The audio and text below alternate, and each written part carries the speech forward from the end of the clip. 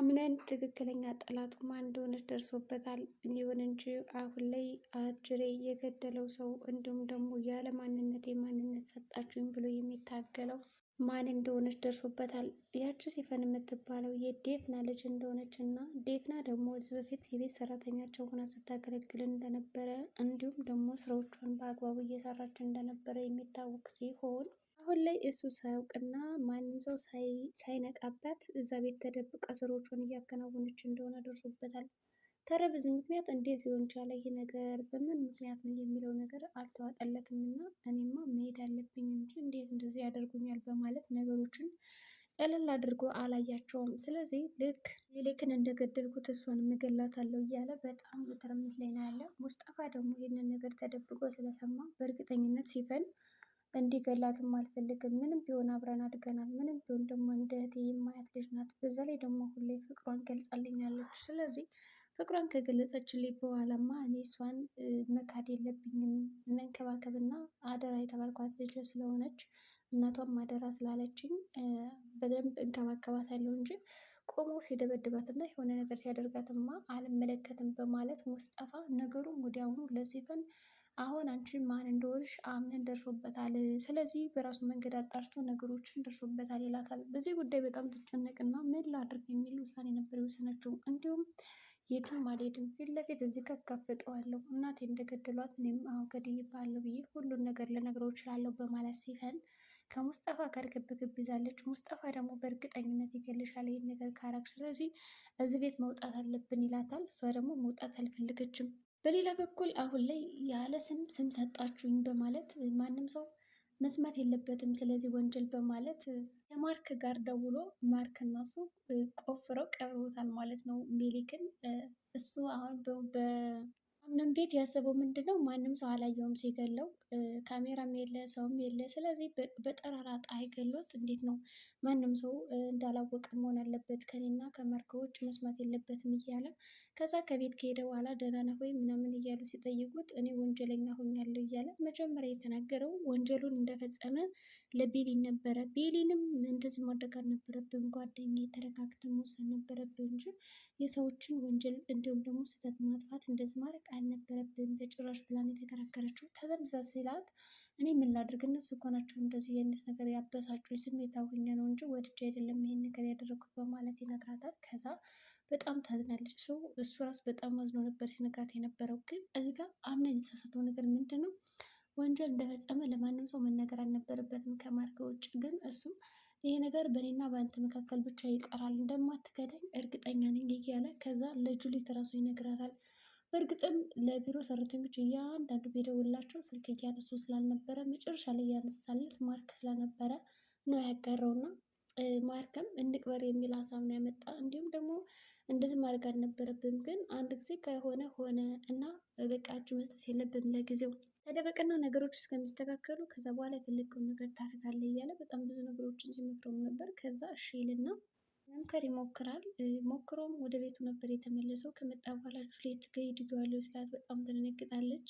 እና ሌላው ደግሞ የሚገርማችሁ ነገር ሲፈን ነበር የመሰለችኝ እኔ ቢሮ ውስጥ ገብታ ወረቀቶችን ምናምን የሰረቀቻቸው፣ ነገር ግን ሲፈን አይደለችም። በእርግጠኝነት ሲፈን አልወጣችም ከቢሮ ከቤትም ነበረች። ምክንያቱም ሌላ ሰው ናት ሲጋራ እያጨሰች ምናምን ስለ አምነን እያንዳንዱ መረጃ ስለ እናቱ ስለ ግድያው እያንዳንዱ ነገር ስታጣራ የነበረው ሲፈን ሳትሆን ሌላ አዲስ እንግዲህ መታለች ማለት ነው። አዲስ ልጅ መታለች ሪያክሽን ስታሳይ የነበረችው። እንዲሁም ደግሞ ከቃል ላይ ራሱ የተኮሰችበት ሲፈን አይደለችም። እኔ ራሱ በመጀመሪያ ሳያት ሲፈን ናት በእርግጠኝነት ብዬ ነበረ፣ ግን ሲፈን አይደለችም ማለት ነው። ምክንያቱም ሲፈን ብትሆን ኑሮ እንዴት ተመልሳ መጣች ከዛ ቤት? በሰከንዶች እንዴት ልትገኝ ታለች ከአቶ አምነን ቤት? ሜርሲ ራሱ ወጥታ በጣም ደንግጣ ወደ ቤት ስትመለስ እየተንቀጠቀጠች ነበር የተመለሰችው እና በዛ ምክንያት ደግሞ እንዴት ሊሆን ይችላል እያለች በጣም ፈርታ እየሮጠች ነበር የገባችው። ከገባችም በኋላ ፊት ለፊት ከሲፈን ጋር ግጥም ይላሉ። በዛኔ ምን ሆነሽ ነው የምትደነግጪው ትላታለች እና ምንም አልሆንኩም በማለት ነበር የሸመጠተቻት። ሌላው ደግሞ ጀሪ አሁን ላይ ሙስጠፋ እንደምትወደው ሲፈን ነግረዋለች። እንዲሁም ደግሞ ሰምታለች። ከሰማችም በኋላ በጣም ነው ያዘነችው። ሲጨቃጨቁ ምናምን እንደዚህ ያላት ሙስጠፋ ከዛ ቤት እንዴት ላት ትፈልጋለች። ሙስጠፋም ለሲፈን በግልጽ ነው የነገራት። ነገራችን ላይ ከአሁን በኋላ እኔ እሷን አልፈልጋትም፣ አንድ የተጫወተብኝ ያለ ሚስት ነበረችው ገንዘብ ነው የምትፈልገው እያለ ሲያስታውስ ሁላ በእያንዳንዱ ንግግራቸው ገንዘብ ብር ብር ብር ነበር የምትለው። ስለዚህ እሷ ከልቤ ወታለች፣ እንደዛ ከዳኝ ነው የወጣችው። አሁን ላይ እሷ ምንም አታደርግልኝም እያለ በጣም ይናገራል ማለት ነው። እና ፍቅሯን ስትገልጥለት እንዴት እንደዚህ ሊሆን ይችላል? እኔ እና አንቺ እኮ እህትና እህት በማለት ነበር የመለሰላት ሲፈን። ሲፈን እንደዛ አይነት ንግግር ይመልስልኛል ወይም ደግሞ ይጠብቃለሁ ብላ አልጠበቀችም። እና ምንድን ነው ያደረገችው? እንደዛማ ሊሆን አይችልም። እንዴት ነው? በቃ ካልተቀበልከኝ ችግር የለውም፣ ሁለተኛ ይሄንን ቃል ካፌ አትሰማውም፣ እንደማልወድ እንደማላፈቅር አልነግርህም፣ ስለዚህ የራስ ጉዳይ በማለት ነው የነገረችው። ከዛ የራስ ጉዳይ ስትለው እሺ በማለት ወደ ታች ይሄድና ወደ ውጭ እስኪ በቃ ቁጭ ብሎ ወደ ግቢ ቁጭ ባለበት አጋጣሚ መርሲ ካገጣጠሙ ነው። መርሲ ምን ሆነ እንደዚህ የምታፈጥብኝ? መቼም በዛች በሲፈን ምክንያት አይደለም፣ እኔ ስለነገርኳት ሁሉም ነገር አይደለም አይደል እንደዚህ ያልከኝ ምናምን ትለዋለች። ከዛም በኋላ አይደለም ለማንኛውም አታፍጭብኝ ዝም በይ በማለት ነበር ነገሮችን ቀለል እንዲሉላት ያደረገ። ከዛ ከመጡ በኋላ ያደረገው ነገር ምንድን ነው? አታፍጭብኝ እያለ በጣም ይታያሉ። የሚገርማችሁ ነገር ከዛ በኋላ ችግር የለውም ብለው ዝም ይላሉ ማለት ነው። ሌላው ደግሞ በጣም የሚያስገርሙት ነገር ግልምጫቸው ነው። በቃ ሁላቸውም ስግብግብ እንደሆኑ በቃ የሚፈልጉት ነገር አለ ምናምን። አሁን አምነን ካወቀ ሲፈን ምን ሊያደርጋት ይችላል? ሰው ሙስጠፋ ማን ነው? ሙስጠፋ ምናልባት የአምነን ወንድም ይሆን እንዴ? ከዚህ በፊት አምነን ወንድም አለ ተብሏል። ምናልባት ሲፈን እኔ ከተጋለጥኩ በእርግጠኝነት ሙስጠፋ አይተወኝም። አንደኛው ሙስጠፋ የዚህ ቤት አካል ስለሆነ እዚህ የመግባት ቻንሱ ተመልሶ የመምጣት እድሉ ከፍተኛ ነው በማለት ይሆን እንዴ ሙስጠፋን ፍቅሯን ልትገልጽለት የቻለችው? ሙስጠፋ የአቶ አምነን ወንድም ከሆነ በእርግጠኝነት ወንድሙን ስለማይከደው እና አብሮ የደረሰበትን በደል እንዲሁም ደግሞ ስለ እናትና ስለ አባት ግፍ በደንብ ጠንቅቆ ስለሚያውቅ ከወጣም ቢያንስ ሲፈን ብቻ አትወጣም። ወንድሙ ሲያባረር እሷ መሄዱ አይቀርም። ስለዚህ ወንድሙን ደግሞ እንዲመልሰው ከፈለገ በእርግጠኝነት ሊያመጣት ይችላል ወደ ቤት እና ለዚህም ሊሆን ይችላል ሲፈን አሁን ላይ እፈቅራለሁ ብላ ሙስጠፋን የቀረበችው ማለት ነው። ግን ይሄ ነገር ደግሞ ማንም አያውቅም። የሚገርማቸው ነገር እስካሁን ያወቀ ሰው የለም።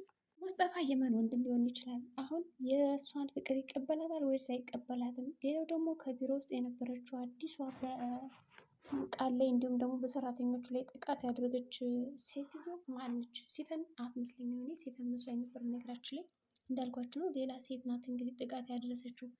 እና አሁን አምነን በጣም ሰው ገዳይ ሆኗል። በእጁም ነፍስ ጠፍቶበታል።